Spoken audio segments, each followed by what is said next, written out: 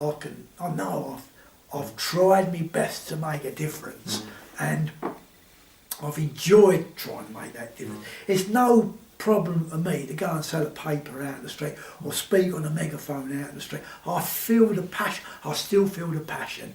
I'll always have that passion because you've got to have that. That's the thing that drives you on, because you've also got to hate the system, not the people in the system, because I feel that the ruling class, they're just as much, sadly, inside the system that distorts them as human beings, and it distorts everybody else as well. That the only way we can overcome that is building a different society where people can live with dignity and pleasure and enjoyment and love. You say love, because love's really important. Love between people, between all people, all sexes, all colours, everything. If we haven't got that, then it's shit. And who wants to live in shit? Okay. So looking forward then, how do you see the future, do you think, panning out then? What do you think's going to happen? I know it's going to happen, but I know it's human beings the only ones that can make it happen, So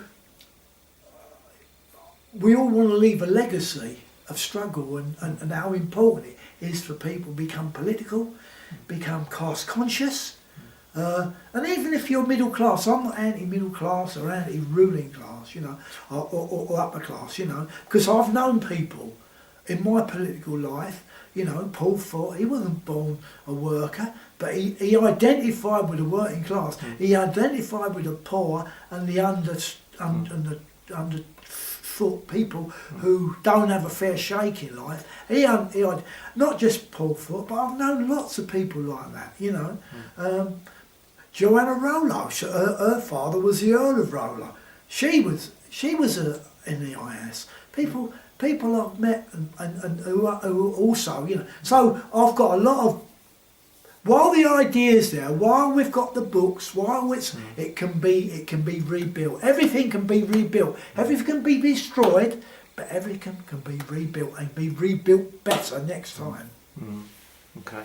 You worked quite closely with Paul Ford, didn't you? On a lot of his stories. You were kind of a source for quite a lot of his stories as well. Well, yeah, not a lot, but one particular one, that when he was working on the Mirror, I was working in the it was the period, I can't remember the exact date, but it was when the Russians were holding the Olympics, and there was a lot of talk about why should we send our athletes to the Russians and all the rest of it, to try and, have a boycott by the United States and Britain and all the rest of it, to boycott the Russians. Now, I've got no particular axe to grind as far as the Russian state was concerned. It was still under so-called socialism, but it wasn't socialism. So I had no axe to grind, but I hated the hypocrisy of all this nonsense from the ruling class. So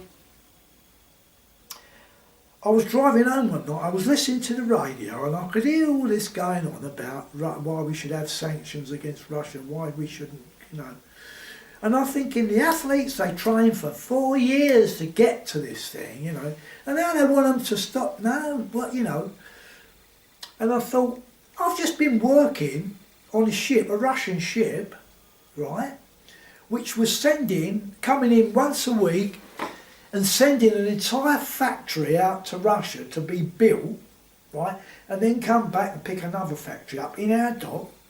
We would load it, and then it will go over there. And I think, they're not cutting that, because whoever's doing it is making loads of money, making money out of it, right? So I phoned Paul Ford up, explained that. He sent a photographer around. Now, it was quite illegal for a photographer to come in the dock because of wartime regulations. You're not supposed to photograph the docks. But he did. He photographed all this. So Paul Paul went to a company's house, looked up who was on the list of directors. And lo and behold, I forget who it was at the time. It was the Foreign Secretary's son on the board of directors, making bundles of money, and all these people are talking about, you know, putting sanctions on the bloody Olympics. And I thought, Sodom, and Paul, to his credit, exposed the whole issue. Questions raised in Parliament. Great. And you know, anything I can do to undermine the ruling class, that would be my pleasure. Okay. All right. Thanks very much, Eddie.